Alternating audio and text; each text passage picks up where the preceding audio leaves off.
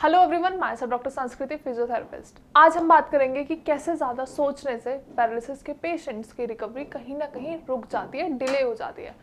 Now what happens normal life में, अगर किसी को ये पता चलता है कि हाँ उन्हें पैरालिसिस का अटैक आ चुका है या फिर उन्हें लकवे की बीमारी हो चुकी है, तो सबसे पहला जो कंसर्न हमारे माइंड में आता है, सबसे पहला जो थॉट प्रोसेस हमारा होता है वो यही होता है कि अब हम डिपेंडेंट हो जाएंगे। तो ये बहुत बड़ी प्रॉब्लम है जो पैरालिसिस के पेशेंट्स को हमेशा हॉन्ट करती है कि अब हम डिपेंडेंट हो जाएंगे, अब हम अपने काम खुद से नहीं कर पाएंगे, हमें किसी के हेल्प की ज़रूरत है, हमें किसी के सपोर्ट की ज़रूरत है। लेकिन एक्चुअली में ये सच भी है कहीं ना कहीं, और हमें सही में सपोर्ट करने की ज़रूरत होती है, मेंटली, इकोनॉमिकली, या फिर आप कह दो कोई भी एक्टिविटी अगर वो परफॉर्म करते हैं, नॉर्मल डेली एक्टिविटीज़ परफॉर्म करने के लिए भी हमें उनकी हेल्प करनी पड़ती है। अब होता क्या है, जब भी पैरालिसिस के पेशेंट्स हैं, नाउ व्हाट हैपन, पैरालिसिस के पेशेंट्स हैं वो या तो बैठे हुए होंगे या फिर लेटे हुए होंगे। इनिशियल स्टेजेस में तो लेटे हुए होते हैं, बैठना और उठ के चलना उनके लिए नेक्स्ट टू इम्पॉसिबल होता है। तो वो सोचते हैं कि हम अपनी नॉर्मल एक्टिविटीज़ कैसे कर पाएंगे, हम अपने काम, खुद के काम जो एक बॉडी की रिक्वायरमेंट्स होती हैं वो हम कैसे कर पाएंगे। लेकिन एक्चुअली में ये प्रॉब्लम है, कहीं ना कहीं वी ऑल नो कि पैरालिसिस की प्रॉब्लम बहुत ज़्यादा बड़ी है, क्योंकि बहुत बड़ा एक न्यूरोलॉजिकल डिसऑर्डर है और रिकवरी में बहुत टाइम भी लगता है, क्योंकि हमें इसके रिजल्ट्स और रिकवरी ग्रेजुअली मिलती है। हम ये नहीं कि एकदम से हमने मेडिसिन ली हैं तो हमें एकदम से रिजल्ट मिल जाएगा, या फिर हम एक्सरसाइजेस परफॉर्म करें तो हमें बहुत जल्दी रिजल्ट मिल जाएगा, ऐसा नहीं है।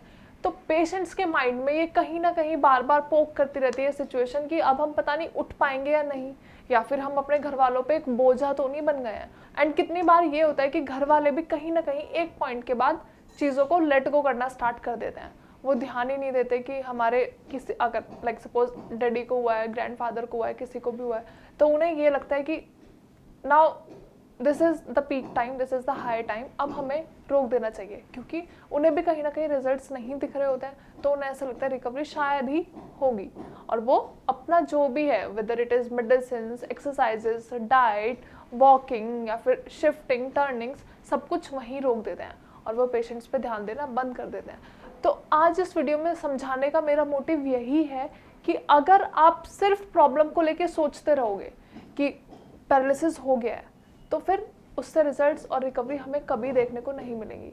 रेदर देन दिस, आपको ये सोचना है कि मुझे अपना पैरालिसिस जल्दी से जल्दी कैसे ठीक करना है, क्योंकि as we all know paralysis की जो इनिशियल रिकवरी होती है वो हार्डली 3 to 4 मंथ्स में हमें दिखना स्टार्ट हो जाता है, रिजल्ट्स आना स्टार्ट हो जाता है, क्योंकि अर्ली फेजेस में ब्रेन अपनी न्यूरोप्लास्टिसिटी खुद से डेवलप कर लेता है, और हमारी जो सेल्स हैं, जो हमारी ब्रेन सेल्स डैमेज हो चुके हैं, वो तो वी ऑल नो कहीं ना कहीं वापस नहीं मिल सकती, लेकिन जो बाकी की रिजनरेशन है वो होती रहती है। तो हमारा ब्रेन कहीं ना कहीं अपनी नॉर्मल एक्टिविटीज़ में वापस आने की कोशिश करता है। तो हमें जो अर्ली रिकवरी मिलती है वो बहुत अच्छी मिलती है और वो बहुत जल्दी मिलती है। तो आपको यही समझना है, चीज़ों को नेगेटिव वे में सोचने से अच्छा आप उन्हें पॉजिटिव वे में सोचो कि हमें कैसे ना कैसे अपनी रिकवरी जल्दी से करनी है, हमें अपनी नॉर्मल एक्टिविटीज़ में वापस लेके आना है। आप ये सोचते हो कि घर वाले परेशान हो रहे हैं, लेकिन आप ये भी तो सोचो कि हम अपनी एक्टिविटीज़ खुद से परफॉर्म करके घर वालों की प्रॉब्लम कहीं ना कहीं थोड़ी सी कम कर दें। अगर आप अपनी एक्टिविटीज़ खुद से परफॉर्म करना स्टार्ट कर दो। कई बार ऐसा होता है कि पेशेंट सोचते हैं कि हम एक बर्डन बन गए अपनी फैमिली के ऊपर। ये ना सोच के आप उनको ये बोलो कि मुझे जल्दी से उठाओ, मुझे चलाओ, तो आप उनसे सपोर्ट के एक्सपेक्टेशंस करोगे तो आपकी रिकवरी और रिजल्ट बहुत अच्छे से जल्दी मिलेंगे। रेदर देन आप हमेशा बेड पे लेटे हुए हो, आप कोई एक्टिविटी परफॉर्म नहीं कर रहे हो, आप मेडिकेशंस टाइम पे नहीं ले रहे हो, आप कुछ हेल्दी खाना नहीं खा रहे हो, या फिर आप एक्सरसाइजेस परफॉर्म नहीं कर रहे हो, तो आप अपनी रिकवरी एनी हाउ कैसे भी एक्सपेक्ट नहीं कर सकते हैं। तो ये सोचने से अच्छा कि मैं एक बोझ बन गया हूँ, आप ये सोचो कि मैं एक फैमिली के ऊपर प्रेशर डाल डाल के उन्हें बार बार ये बोल के कि मुझे चलाओ, तो आपकी नॉर्मल एक्टिविटीज़ वापस आएंगी। एटलीस्ट जो आप चल नहीं पा रहे हो, जो आप उठ नहीं पा रहे हो, कहीं ना कहीं कुछ ना कुछ रिकवरी तो आपको देखने को मिलेगी।